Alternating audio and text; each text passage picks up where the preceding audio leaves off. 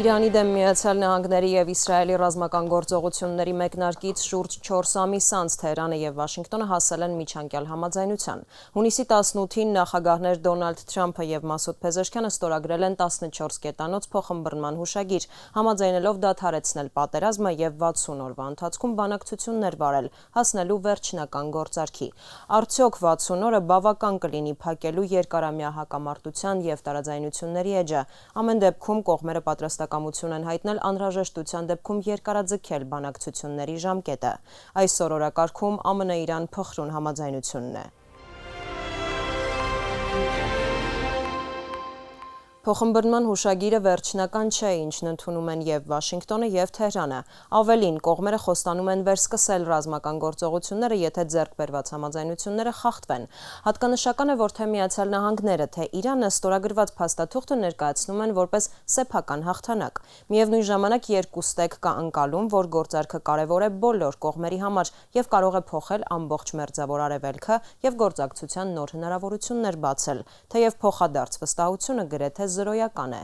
Ինչի շուրջ են պայմանավորվել Միացյալ Նահանգները և Իրանը, որքանով են դրանք արտացոլում կողմերից յուրաքանչյուրի, տարածաշրջանի երկրների ու Իսրայելի շահերը։ Դիտենք տեսանյութում։ 7-ի խմբի գագաթնաժողովի ավարտի առիթով Վերսալում Էմանուել Մակրոնի կազմակերպած հանդիսավոր ընթրիքի ընթացքում Դոնալդ Թրամփը ստորագրեց Իրանի հետ խաղաղության նախնական համաձայնությունը։ Ասեմ ձեզ, սա այդքան էլ հեշտ չէր։ Այնուհետև Թրամփի ստորագրությամբ փաստաթղթի պատճենն ուղարկվել է Թեհրանին և միջնորդ երկրներին, նաև Իսրայելին։ Իրանական կողմից փոխըմբռնման հուշագիրը ստորագրել է նախագահ Մասուդ Փեզեշքյանը։ Նախապես հայտարարվել էր, որ ստորագրման արարողությունն անցկացվելու է Շվեյցարիայում հունիսի 19-ին ոչ նախագահների մակարդակով, սակայն որոշում է կայացվել արագացնել գործընթացը, որ հուշագրի դրույթները հնարավորինս շուտ ուժի մեջ մտնեն։ Ժնևում կհանդիպեն արդեն բանակցային խմբերը շարունակելու վերջնական համաձայնագրի շուրջ քննարկումները։ Ակնկալվում է, որ երկրորդ փուլում սեղանին հիմնականում լինելու են միջուկային ծրագրին և պատժամիջոցներին վերաբերող հարցերը։ Իրան-ԱՄՆ փոխըմբռնման հուշագիրը պաշտոնապես վերջնականացված և հաստատված է։ 60 օրվա ընթացքում ամերիկյան կողմը չպետք է մեծացնի ռազմական ներկայությունը տարածաշրջանում կամ նոր պատժամիջոցներ կիրառի։ Այժմ պետք է աշխատենք ինչպես այս փաստաթղթի դրույթների իրականացման, այնպես էլ երկու շատ կարևոր կետի վրա, այն է պատժամիջոցների մեղմացում և միջուկային հարցեր։ Հայտարարություններով է հանդես եկել նաև Դոնալդ Թրամփը։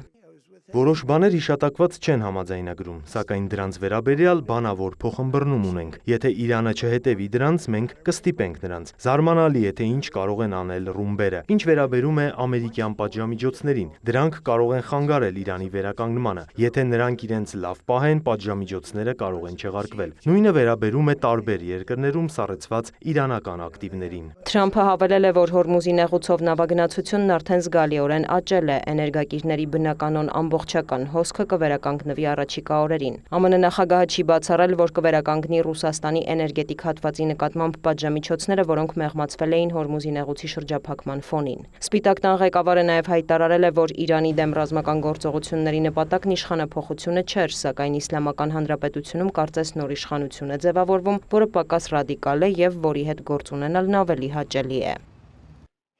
Զուգահեռաբար աշխատելու ենք Պարսից ծոցի երկրների հետ լուծելու ոչ միջուկային հարցեր։ Խոսքը սովորական բալիստիկ հրթիռների մասին է։ Իրանը պետք է որոշ հրթիռներ ունենա, որովհետև մնացած երկրները դրանք ունեն։ Ես չեմ կարող դա արգելել, անարդար կլինի։ Հուսով եմ, որ խաղաղության համաձայնագիրը կդառնա շատ ավելի մեծ գործարքի սկիզբ ամբողջ Մերձավոր Արևելքի համար։ Նաև հուսով ենք, որ Աբրահամյան արձանագրությունները կընդլայնվեն։ Այժմ կետ առ կետ հասկանանք, ինչ են պայմանավորվել Իրանը և Միացյալ Նահանգները։ Նշենք, որ փաստաթուղթը ստացել է Իսլամաբադի փոխըմբռնման հուշագիր անվանումը, հաշվի առնելով Պակիստանի միջնորդական ջանքերը։ Միացյալ Նահանգները և Իրանը, ինչպես նաև այս պատերազմում նրանց դաշնակիցները ստորագրում են հուշագիր, հայտարարելով բոլոր ճակատներում, այդ թվում Լիբանանում ռազմական գործողությունների անհապաղ և մշտական դադարեցման մասին, և պարտավորվում են այսուհետ չսկսել որևէ պատերազմ կամ ռազմական գործողություն միմյանց դեմ, ինչպես նաև ապահովել Լիբանանի տարածքային ամբողջականությունն ու ինքնիշխանությունը։ ԱՄՆ-ն եւ Իրանը պարտավորվում են հարգել միմյանց ինքնիշխանությունն ու տարածքային ամբողջականությունը եւ չմիջամտել մեկը մյուսի ներքին գործերին։ Հուշագրի ստորագրումից անմիջապես հետո Միացյալ Նահանգները կսկսի 30 օրվա ընթացքում հանել Իրանի ծովային շրջափակումը, կապահովի, որ նավերի երթևեկությունը հասնի միջպատերազմյան մակարդակին։ ԱՄՆ-ն նաեւ կհեռացնի իր ուժերը Իրանի մերձակայքից։ Իրանը կապահովի, որ Պարսից ծոցից Օմանի ծով եւ հակառակ ուղղությամբ առևտրային նավերի անցումը լինի անվտանգ եւ անվճար, նաեւ կիրականացնի ականազերծ Թեհրանը կերկխոսի Օմանի հետ Հորմուզի նեղուցում կառավարման եւ ծովային ծառայությունների մատուցման կարգը սահմանելու համար Պարսից ծոցի մյուս ափամերձ պետությունների հետ համակարգմամբ։ ԱՄՆ-ն պարտավորվում է դադարեցնել Իրանի դեմ բոլոր տեսակի պատժամիջոցները,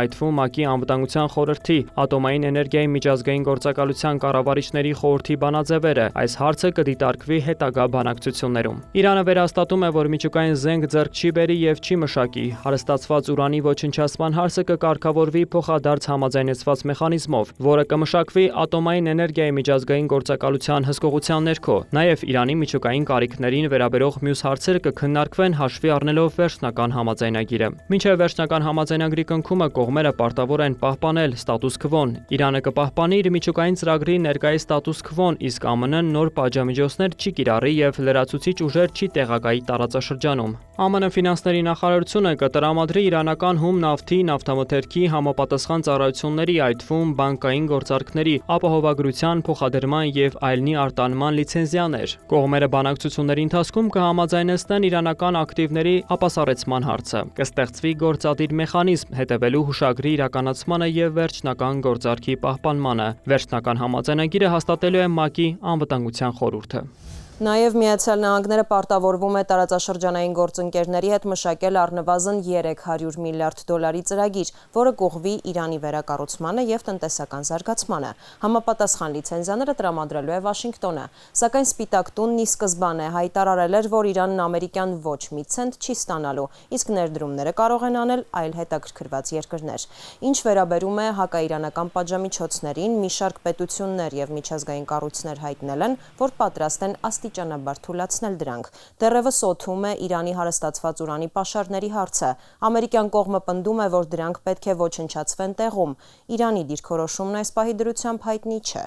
Իրավիճակը շարունակում է փխրուն լինել։ Հուշագիրը դեռ գործարք չէ, այն հրադադարի պայմաններում բանակցություններ վարելու մտադրության մասին հայտարարություն է։ Ամենալուրջ խնդիրներից է քայլերի հաջորդականությունն ու դրանց կյանքի կոչումը, հատկապես Հորմուզի նեղուցի հարցում։ Ինչ պայմաններով է այն ի վերջո բացվելու։ Միջուկային գործարքի հետ կապված գլխավոր մարտահրավերը դետալների մեջ է։ Կարծում եմ, ԱՄՆ-ի եւ Իրանի դիրքորոշումները շատ հարցերում համընկնում են։ Երկու կողմն էլ սկզբունքորեն համաձայն է, որ Իրանը չպետք է միջուկային զենք ունենա։ Այնուամենայնիվ, առկա են տարաձայնություններ ուրանի հարստացման ընդունելի մակարդակի հետ կապված, քանի որ իրանցիները պահանջում էին 60%-ի հարստացում, ինչը գերազանցում է խաղաղ նպատակներով միջուկային էներգիայի արտադրության համար անհրաժեշտ մակարդակը։ Ինչ վերաբերում է այլ երկրներում իրանական սառեցված ակտիվներին, ժամանակի ընթացքում կարող են ապասառեցվել մինչև 100 միլիարդ դոլարի ակտիվներ։ Վերջին շաբաթների ընթացքում քննարկված ակտիվների ծավալը իմ գնահատմամբ կազմում է մոտ 27 միլիարդ դոլար։ Սա նշանակալի գումար է մի երկրի եւ տնտեսության համար, որը երկար տարիներ գտնվում է լուրջ պատժամիջոցների տակ։ Այդ միջոցները կարևոր են ռեժիմի համար, որը բախվում է նաեւ ներքին սոցիալ-տնտեսական եւ սոցիալ-քաղաքական անվտանգային լուրջ խնդիրների։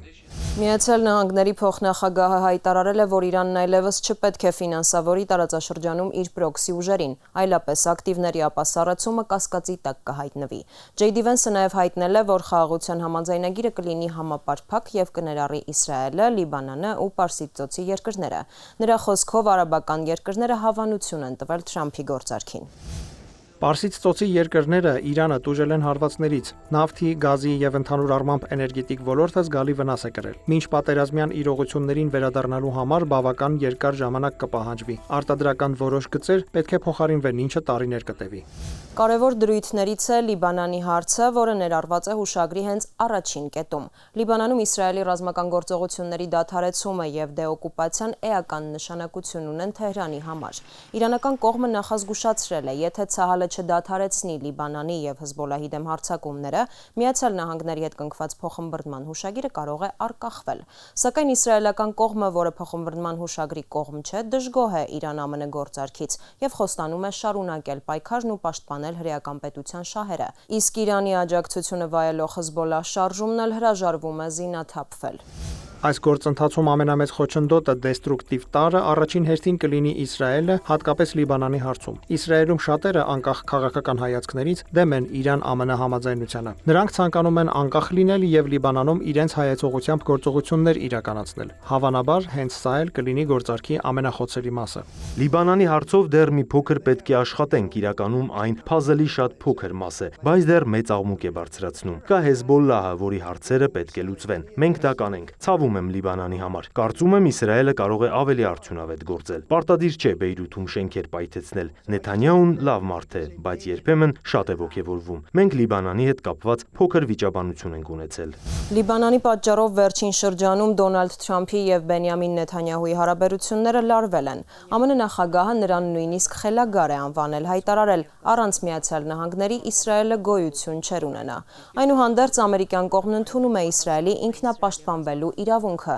հորդորելով ավելի թիրախային գործել։ Բենյամին Նեթանյահուն հանրային տիրույթում համեմատաբար զուսպ հայտարարություններ է անում, սակայն հրեա մի շարք պաշտոնյաներ, այդ թվում Նեթանյահուի կուսակից, հայտարարել են, որ Լիբանանում գործողությունները չեն կարող դադարեցվել։ Իրանի հետ հրադադարն էլ ոչ բոլորին է բավարարում։ Կարծիքներ կան, որ ստեղծված իրավիճակը լուրջ հետևանքներ կարող է ունենալ Նեթանյահուի քաղաքական ապագայի համար, հատկապես հաշվի առնելով հոկտեմբերին նախատեսված ընտրությունները։ Տասնամյակներ շարունակ ես պայքարել եմ, որ Իրանը միջուկային զենք ձեռք չբերի եւ շարունակելու եմ դա անել անկախ գործարքից։ Մենք փրկել ենք Իսրայել պետությունը ոչնչացումից, բայց պայքարը դեռ չի ավարտվել։ Մենք անվտանգության գոտիներ ենք ստեղծել Գազայում, Լիբանանում եւ Սիրիայում եւ կմնանք այդ տարածքներում այնքան, որքան մեզ անհրաժեշտ լինի։ Իսրայելը պարտավոր չէ հետևել ԱՄՆ-Իրան հուշագրի դրույթներին։ Մենք չենք ենթարկվում Թրամփին։ Իսրայելը անկախ եւ ինքնիշխան պետություն է։ Հեզբոլլահը պետք է ոչնչացվի։ Մենք չենք կարող հրաժարվել այն տարածքներից, որոնք զբաղեցրել են մեր զորքերը։ Իսրայելը մտադիր չէ դուրս բերել զորքերը Լիբանանի հարավում անվտանգության գոտուց։ Սա կառաջացնի միջազգային քննադատության ալիք, բայց մենք չենք նահանջի։